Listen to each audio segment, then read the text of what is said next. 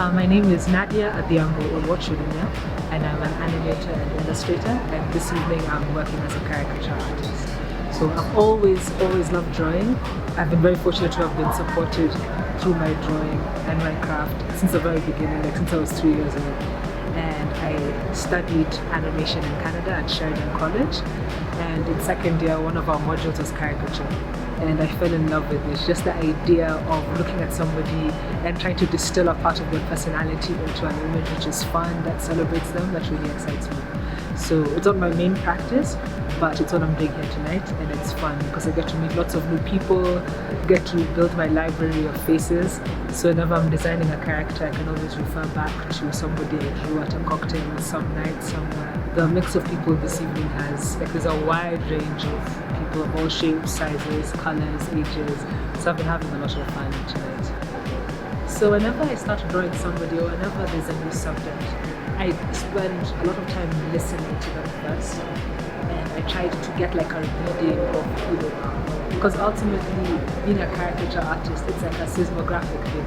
Like you observe something, you allow it to imprint in your body, and you have to like have it reverberate onto the page. So there was a woman at the cocktail this evening, so beautiful, so striking, and so vibrant, and so magnetic. And I was watching how she held her head, like how she touched her hair, how she talked to the people around her. So I was imagining myself as like this woman.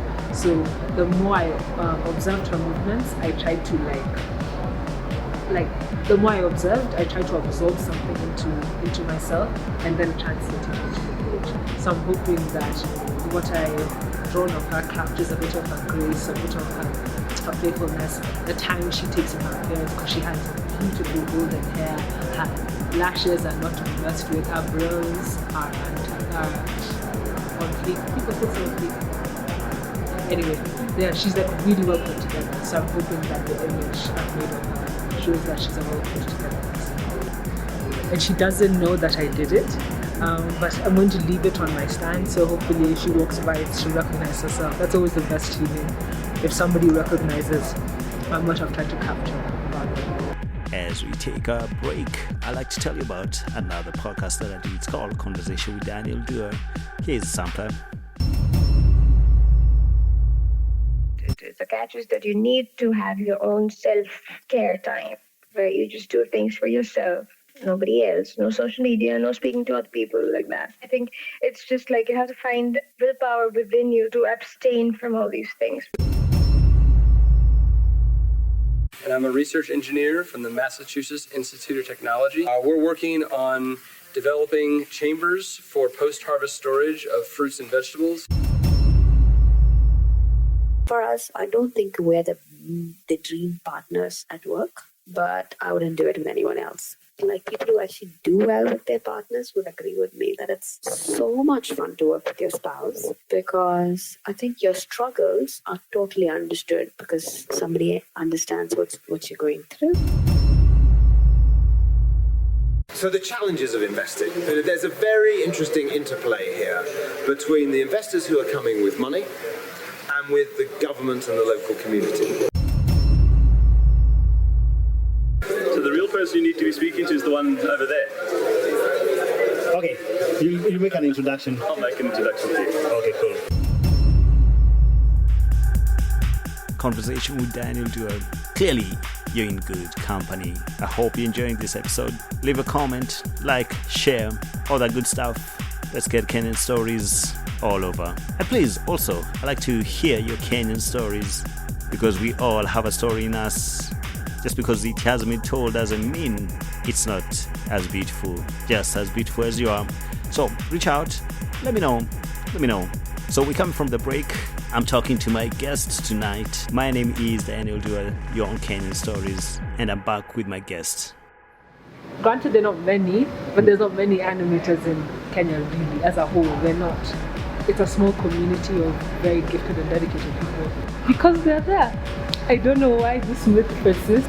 I'm going to be very deliberate about growing a community of women illustrators and animators, and like keeping us in contact with each other, because it's a myth that we also begin to believe that we're alone, just one woman, one pencil, one big world to, conquer.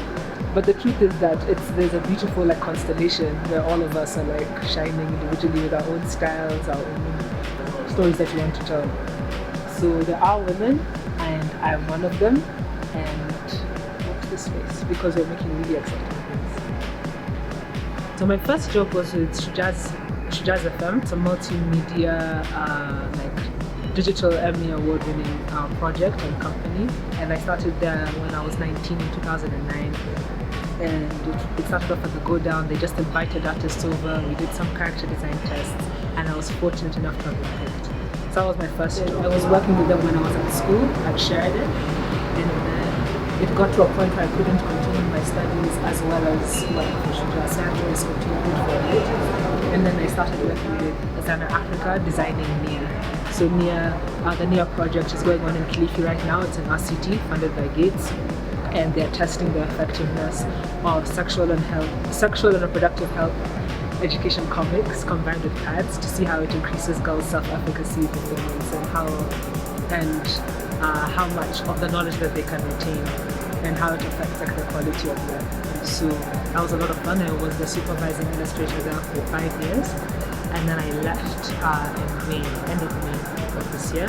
I started my own company called Sunflower Picture with an animation studio, and the bread and butter is going to be stock illustration. So I'm trying to build my library of images so that whenever people need illustrations for their corporate needs, that there's a library that they can access for free. And that's kind of fuel my first love, which is animation and telling stories through moving drawings.